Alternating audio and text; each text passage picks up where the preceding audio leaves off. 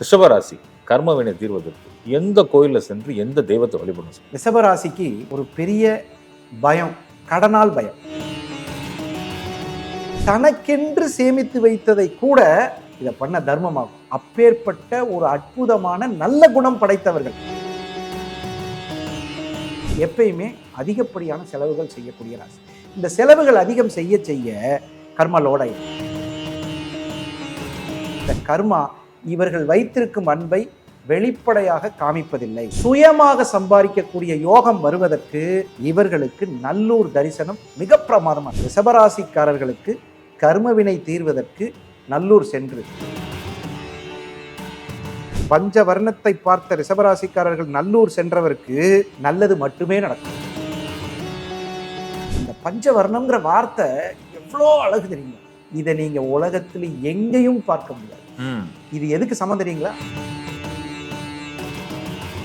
நிச்சயமா சார். நாங்கள் போகிறோம், என்ன வழிபாடு பண்ணுங்க, பேரில் அர்ச்சனை பண்ணால் போதுமா, இல்லை விளக்கேற்றணுமா, அந்த மாதிரி விஷயங்கள் இருக்கும்ல.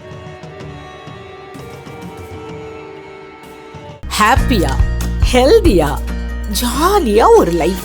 Lanco Harmonia Pavilion Senior Living Apartments at Sri Perambatoor 2 BHK just 49 lakhs. Call 7717273747. சுகமே சொல்ல சார். வணக்கம் வணக்கம் வணக்கம் வணக்கம். ரிஷபராசி கர்மவினை தீர்வதற்கு எந்த கோயில்ல சென்று எந்த தெய்வத்தை வழிபடணும் சார்? ரிஷபராசிக்கு ஒரு பெரிய பயம், கடனால் பயம்.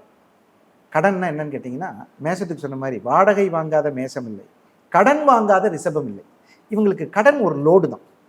கடனில் 2-3 கடன் இருக்குது. பிறவி கடன் ஒரு சிலர் இருப்பாங்க. இந்த பிறவி கடனை நீந்துவார் நீந்தாதல் அந்த மாதிரி. அதே மாதிரி பொருளாதார கடன், இதையெல்லாம் தாண்டி இவங்களா சில கடனை ஏற்படுத்திக்குவாங்க. என்ன கடன்னு கேட்டிங்கன்னா, அடுத்தவர்களை நம்பி அவர் நல்லவருங்க கையெழுத்து போடுங்க அப்படின்னு சொல்லி போட்டு மாட்டிக்கணும். இதெல்லாம் இவங்களுக்கு ஒரு பெரிய மன வருத்தங்கள். இவர்கள் உள்ள இருக்கக்கூடிய நல்ல குணத்தினாலேயே இந்த கெட்ட பேர் வந்து. நிச்சயமா சார். இவங்க இதை மட்டும் பண்ணாலும் பரவாயில்ல, கூட இருக்க 10 பேர்த்தையும் கொண்டு அதில் சேர்த்து விட்டுருவாங்க. அது இந்த லிங்க்கு அது இதுல எல்லாம் பாயி இப்ப கர்மா இவங்களுக்கு எவ்வளவு லோட் ஆயிருக்கு பாருங்க. அதாவது தானும் கெட்டு மற்றவர்களும் கெடக்கூடிய அளவில் இவர்களுடைய நல்ல எண்ணம் தப்பா அவங்களுக்கு கிடையாது. அவங்க கெட்டவங்க கிடையாது. இவருக்கு ஒரு 100 ரூபா வந்திருக்கும், பாவம் அவனும் கஷ்டப்படுறான், அவனையும் சேர்த்து விடு, இவருக்கு ஒரு அப்புறம் மொத்தமா சேர்ந்து இவரை கேள்வி கேட்கக்கூடிய சூழ்நிலை. கடைசியில் இவர் தான் பாரத்தை தாங்கிட்டு இவர் தாங்கிப்பாரு. என்ன தெரியுமா சொல்லுவாருங்க, என் வீட்டை வித்து உங்களுக்கு கொடுத்துறேங்க. அப்போ அது எவ்வளவு கஷ்டமான விஷயம். இன்னொரு விஷயம், இப்ப இவருக்கு சைலண்ட் ரேஸ் பாருங்க. இவர் ஏன் இப்படி இருக்காரு? சில பேர் கேட்போம், ஏங்க இப்படி இருக்கீங்க, மற்றவன்லாம் எப்படி சுயநலமா இருக்கான், நீங்க மட்டும் ஏன் சுயநலமா இருக்க மாட்டீங்க அப்படின்னு கேட்கும். இவருக்கு சைலண்ட் ரேஸ் எங்கிருந்து வருதுன்னா, நீச்ச சந்திரனிடமிருந்து வருகிறது. விருச்சிகம் காலபுருஷனுக்கு 8. யாராவது நீங்க தப்பா நினைக்காதீங்க, பாக்கெட்ல 100 ரூபா வச்சுட்டு நேரா போவாரு. இது நம்ம வீட்டுக்கு மட்டும் வாங்கிட்டு வழியில் எவனாவது, ஐயா என் பிள்ளைக்கு உடம்பு சரியில்லையா 100 ரூபா கொடுக்கணும்னா கொடுத்து போட்டு வீட்டுக்கு வந்துடுவார். நிறைய பேர் நீங்க கேள்விப்பட்டிருப்பீங்க, வீட்டில் சாப்பாடாக்க வச்சிருந்த அரிசியை குருவிக்கு போட்டது. அந்த மாதிரிலாம் நிறைய பேர் நம்ம கேள்விப்பட்டிருக்கோம். அதெல்லாம் இந்த ரிஷபராசி தான். தனக்கென்று சேமித்து வைத்ததை கூட இதை பண்ண தர்மமாகும். அப்பேற்பட்ட ஒரு அற்புதமான நல்ல குணம் படைத்தவர்கள். ஆனால் அவர்களுக்கு சைலண்ட் ரேஸா நீச்ச சந்திரன். நீச்ச சந்திரன்னா யார் எதை சொன்னாலும் நம்பிடுவாங்க. மனசு அப்படி அங்க என்னங்க இது இப்படி கஷ்டப்படுறான், இவரே கஷ்டத்தில் இருக்காரு. ஆனா இவர் கஷ்டத்தில் இருக்கிற காப்பாத்துறதுக்கு தன்னிடம் இருக்கக்கூடிய கடைசி உதவியை கூட செய்து விடுவார். அது மட்டும் இல்லாம அந்த விருச்சக செவ்வாய் அங்க ஒருத்தர் இருக்கார், அப்புறம் அங்க 3 பேர் இருக்காங்க. இவர்களுடைய கதிர்வீச்சு நேரா இவங்களுக்கு வருது. இவங்களுக்கு ஒரு பெரிய சந்தோஷம் என்னன்னு கேட்டா, ஆடை அணிகலன்களில் ஆசை அதிகம். ஏன்னா சந்திரன் உச்சமான வீடு. நீங்க நிஜமா சொல்றேன், மிடுக்கான தோற்றத்தில் இருப்பார்கள். ரிஷபராசிக்காரர்களை பார்த்து நீங்க கஷ்டத்தில் இருக்கீங்கன்னா சொல்லவே முடியாது. முகம் பொலிவு, பார்த்த உடனே கம்பீரம், அழகு லட்சணம்லாம் இருக்கும். இளமையா இருக்கும், இளமையா இருப்பாங்க, அழகு, வசீகரம். ஏன்னா சந்திரன் உச்சம், 10க்கு காம்பினேஷன், சுக்கிரன் வேற அங்க ஆட்சி. இவங்க எல்லாம் சேர்ந்து என்ன பண்றாங்கன்னா மிடுக்கான தோற்றம். இவர் போய் ஒருத்தர்கிட்ட கொஞ்சம் கடனுங்க அப்படின்னு சொன்னா கூட நம்ப மாட்டாங்க. போங்கண்ணே நீங்க வேற கடனாங்க, இது இவங்களுக்கு ஒரு பிரச்சனை. ஒரு 10 பேர்கிட்ட சொல்லுவாங்க, யாருமே நம்பலைன்னா இல்லப்பா நான் நல்லா இருக்கப்பா அப்படின்னு சொல்லக்கூடிய அந்த மனசு வந்து. இவர்களுக்கு கர்மா எப்படி லோட் ஆகும்னு கேட்டீங்கன்னா, அதீதமான விபரீத ஆசைகள். விபரீத ஆசைகள்னா என்னன்னு கேட்டீங்கன்னா, ஒரு செலவை சுருக்கி செய்ய தெரியாது. எப்பயுமே அதிகப்படியான செலவுகள் செய்யக்கூடிய ராசி.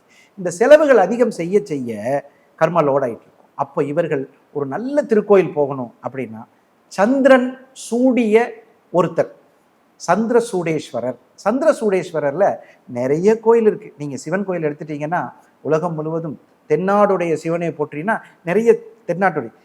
நல்லூர்னு ஒரு ஊருங்க. உங்க ஊர் பேர் என்னப்பா? நல்லூர்னா அது எப்பேற்பட்ட ஊருங்க. அந்த நல்லூர்ல சிவபெருமான் பிறை சூடி மிக பிரமாதமா இருப்பார். அதாவது ஒரு சிவனினுடைய தரிசனம் பார்க்கறது பெரிய புண்ணியம், 5 கால பூஜை பார்க்கறது பெரிய புண்ணியம். ஒரு நாளைக்கு 5 வண்ணங்களில் மாறக்கூடிய பஞ்சவர்ணேஸ்வரர் என்று சொல்லக்கூடிய அற்புதமான திருக்கோயில் பஞ்சவர்ணேஸ்வரர். இந்த பஞ்சவர்ணேஸ்வரர் காலையில், மத்தியானம், நைட்டு இந்த மாதிரி 5 கலரில் மாறுறார். இவர்களுடைய பாதம் அந்த கோயிலில் போய் அந்த மண்ணில் மிதிச்சாலே இவர்கள் முன்ஜென்மத்தில் செய்த தவறுகள் எல்லாம் மன்னிக்கப்பட்டு கர்மவினை தீர்ந்து புது வாழ்வு கிடைக்கும். புது வாழ்வுன்னா எப்படின்னு கேட்டிங்கன்னா, பெரும்பாலும் தனக்காக வாழ்ந்து தன் குடும்பத்துக்காக வாழ்ந்து தன்னை உயர்ந்த நிலையில் வைத்து முதல்ல இவங்க பண்ணிட்டு இருந்தது என்னங்க? கடன் வாங்கி மாமனார் சொத்துல, அப்பா சொத்துல, மூத்தோர் சொத்துல வாங்கி தர்மம் பண்ணாங்க. சுயமாக சம்பாதிக்கக்கூடிய யோகம் வருவதற்கு இவர்களுக்கு நல்லூர் தரிசனம் மிக பிரமாதமா இருக்கு. இந்த ரிஷபராசிட்டரியா பொதுவாகவே ஒரு குணம் இருக்கு. நீங்க சொன்னது வந்து எளிதில் நம்பி வரவு எட்டுனா செலவு பத்தினா ஒரு குணம் இருக்கும், எளிதில் நம்பி ஏமாறுறதுன்னு ஒரு குணம் இருக்கும். ஆமா, இதே ரிஷபராசிக்காரங்க ஒரு சில நட்சத்திரம் நான் பார்த்துருக்கேன், இந்த அட்டாச்மெண்ட்டே இருக்க மாட்டேங்குது ஃபேமிலியில். அது எதுக்குங்க? டிட்டாச்மெண்ட்டாகவே இருக்காங்களே. ஆமா, காலபுருஷனின் 2வது இடம். மனசு சம்பந்தப்பட்ட விஷயத்தை அவங்க கண்டுக்கிறதே இல்லை. அதுதான் இந்த சந்திரன் நீச்சம். 7ஆம் இடத்துல சந்திரன் நீச்சமா இருக்கிற ரேஸு அங்க டைரக்டா 90 டிகிரி வீசுறத மறந்துடக்கூடாது.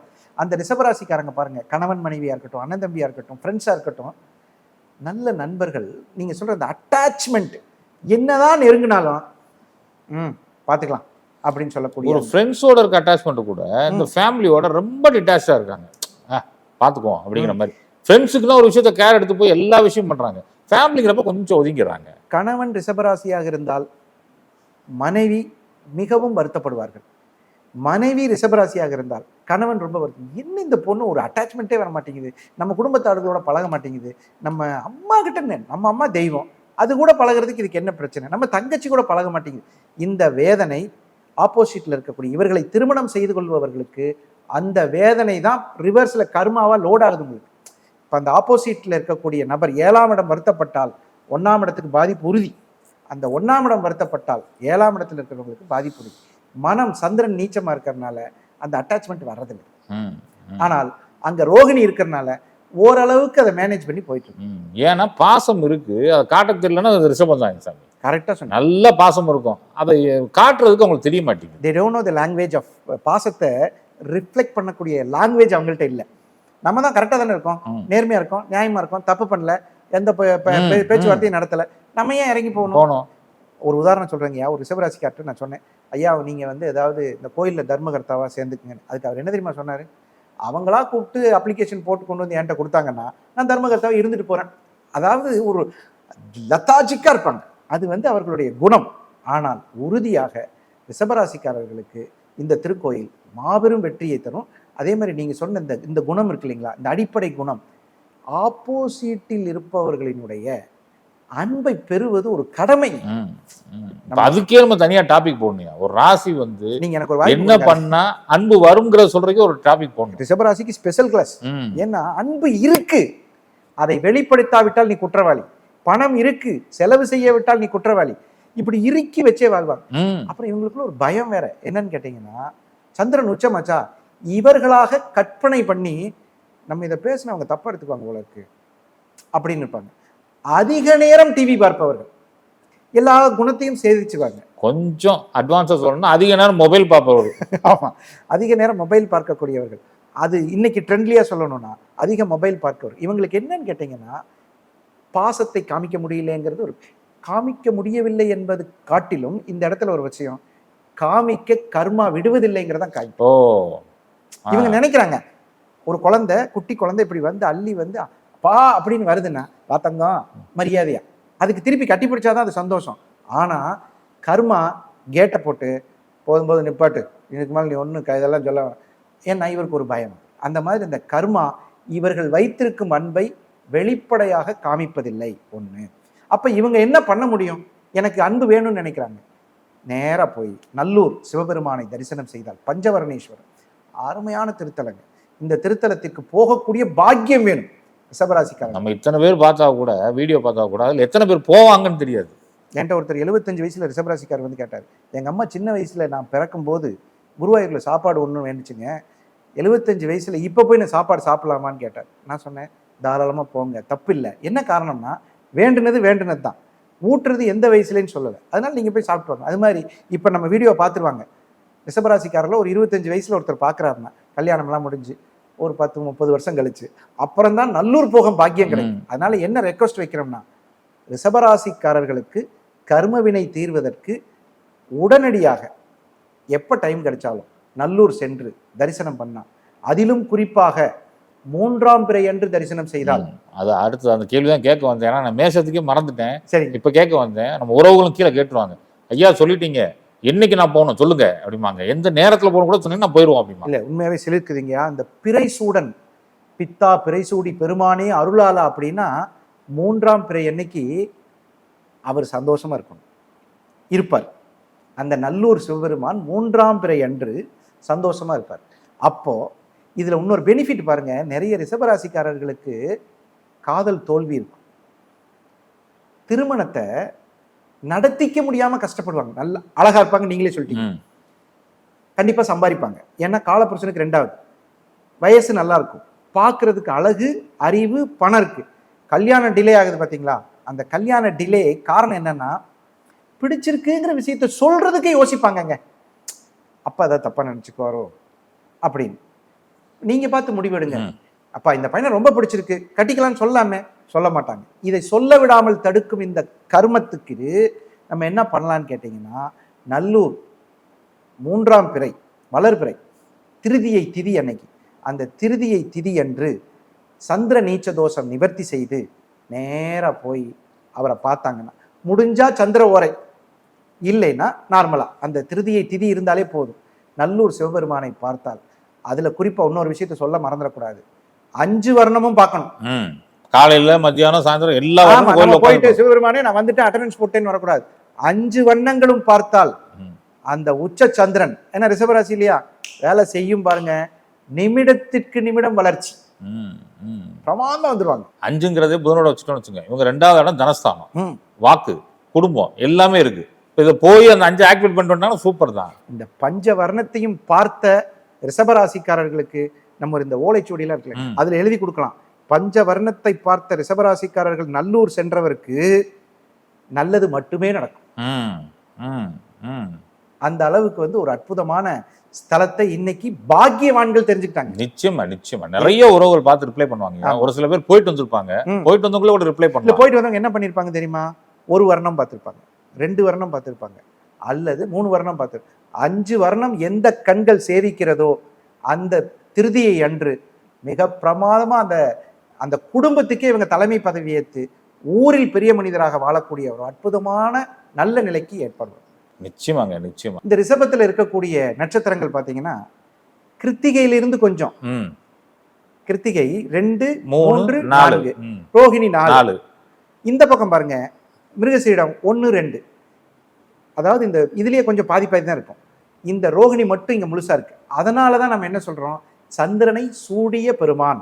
அப்ப நீங்க உள்ள இருக்க நட்சத்திரத்தையும் கனெக்ட் பண்ணி தான் ஒரு கோயில் கொடுக்குறீங்க. இங்க கிருத்திகை ஸ்ட்ராங்கா இல்ல, மிருகசீடம் ஸ்ட்ராங்கா இல்ல, அப்ப ரோஹிணி மட்டும்தான் சுத்தமா இருக்கு. அந்த வீட்டுல சந்திரன் உச்சமாகுது, அந்த வீட்டுல சுக்கிரன் ஆட்சி பெறுகிறது. சுக்கிரன் ஆட்சி பெறதுனாலதான் வண்ண ஈஸ்வரரை கொடுக்குறோம். உங்களுக்கு தெரியும், சுக்கிரன் இல்லாத வண்ணங்கள் இல்ல, அந்த வண்ண ஈஸ்வரர். அதிலும் பஞ்சவர்ணம், அந்த பஞ்சவர்ணம்ங்கிற வார்த்தை எவ்வளோ அழகு தெரியுங்களா, இதை நீங்க உலகத்துல எங்கேயும் பார்க்க முடியாது. இது எதுக்கு சமம் தெரியுங்களா, நம்ம இமாலயம் போய் நினைச்சேன், கைலாயம் போய் பாக்குறோமா இல்லையா, அந்த பொன்னார் மேனியனை, அந்த பொன்னார் மேனியன் நீங்க போனா கிடைக்குமா கிடைக்காதுன்னு எனக்கும் தெரியாது, உங்களுக்கும் தெரியாது. பாப்போமா பார்க்க மாட்டோம் தெரியாது. முதல்ல கைலாயம் போகுமா இல்லையான்னு தெரியாது. கைலாயம் போகும் பாக்கியவான்களுக்கு பொன்னார் மேனியன் கிடைக்குமா கிடைக்காதான்னு தெரியாது. இந்த பொன்னார் மேனியனை பார்த்த பின்பு எவ்வளோ ஐஸ்வர்யம் கிடைக்குமோ அந்த அளவுக்கு இந்த பஞ்சவர்ணேஸ்வரர்ல முதல் காலை தரிசனம் தாமிர வண்ணத்தில் இருக்குங்க. தாமிரம் என்று சொல்லக்கூடிய இந்த காப்பர், அந்த அளவுக்கு உங்களுக்கு அற்புதமான வண்ணத்தில் சிவபெருமான் காட்சி தருவார். நிச்சயமா சாமி. செல்வம் கூட விடுங்க சாமி, அது 2வது பிரச்சனை வச்சுங்க. முதல்ல இந்த மன அமைதி கிடைச்சி சந்தோஷம் வந்துச்சுனாலே ஆட்டோமேட்டிக்கா செல்வம் தேடி வந்துடும் இல்லையா? 5 தடவை செஞ்சா பார்த்துட்டு வர்றப்ப நீங்க சொல்லி நிமிடத்துக்கு நிமிடம் வளர்ச்சியை பார்க்கலான்றீங்களே. கர்ம வினை தீர்ந்துச்சுன்னா அப்புறம் அதாவது உங்ககிட்ட இருக்கிற இந்த வெயிட் கம்மியாயிருச்சுன்னா நீங்க நடக்கிறது. இப்ப சில பேர் வெயிட் குறைக்கிறதுக்கு ஆசைப்படுறாங்க. வெயிட் குறைக்கிறதுக்கு ஏன் ஆசைப்படுறாங்கன்னா, 1/2 கிலோ நம்ம உடம்புல குறைஞ்சாலே நம்ம நடக்கிற நடை மாறும், நம்ம உடம்பு மிளிரும். அது மாதிரி கர்மாங்கிற வெயிட் குறைய குறைய 50 கிராம் கர்மா குறைஞ்சிச்சுன்னு வைங்க, முதல் தரிசனம் பார்க்குறோம் 50 கிராம் கர்மா, 2வது தரிசனம் பார்க்குறோம் 100 கிராம், 5ம் பார்க்குறோம், 1/2 கிலோ கர்மா கம்மியாயிருச்சுன்னா உங்க வளர்ச்சி மேல ஏறிடுங்களே, உங்களுடைய புண்ணியங்கள் ஏறுதா இல்லையா? நிச்சயமா. அதனால அந்த அளவுக்கு நம்மளால போக முடியாது. இமயமலைக்கு போக முடியுமான்னு தெரியாது, பொன்னார் மேனியனை பார்க்க முடியுமான்னு தெரியாது. ஆனா நம்ம நல்லூர்ல நம்மளுக்காக ரிஷபராசிக்காரர்களுக்காக காத்திருக்கக்கூடிய எம்பெருமான் அற்புதமாக நாகாபரணத்தோட பார்க்குற அந்த அழகு பார்த்த பின்னாடி நம்ம சொன்னது கம்மின்னு சொல்லுவாங்க. பார்த்துட்டு வந்து நம்மள்ட்ட கம்மியாக தான் சொல்லியிருக்காங்க அப்படிங்கிற அளவுக்கு அந்த ரிஷபத்திற்கு நந்தியோடு இருக்கக்கூடிய அந்த சிவபெருமானின் தரிசனம் மாபெரும் வெற்றிகளை தரும். நிச்சயமா சாமி. அங்கே போகிறோம், என்ன வழிபாடு பண்ணுங்க, பேரில் அர்ச்சனை பண்ணால் போதுமா, இல்லை விளக்கேற்றணுமா, அந்த மாதிரி விஷயங்கள் இருக்கும்ல ஐயா. அது வந்து ரிஷபராசிக்கு பெரும்பாலும் விளக்கேற்றி வழிபாடு ரொம்ப நல்லது. ஏன்னா கிருத்திகை அங்கே இருக்கு, செவ்வாய் அங்கே இருக்கு, மண், அதாவது அகல் விளக்கு, அது வந்து செவ்வாய், இது சந்திரன் ஒளி. எப்பயுமே ரிஷபராசிக்காரர்களுக்கு தீபமேற்றி வழிபடுவது எங்கு சென்றாலும் சிறப்பு. இந்த கோவில்ல நெய்யூற்றி வழிபாடு செய்தால் இவர்கள் கர்மவினை தீர்ந்துட்டா இவங்க கெட்டிக்காரங்க. ஆன்டிபயாட்டிக் வெளி கொடுத்தாச்சுனாலே அந்த பிரச்சனை சால்வ் ஆயிடும். நிச்சயமா சாமி. நெஞ்சார்ந்த நன்றிகள் சாமி. சுகமே சொல்லுவேன்.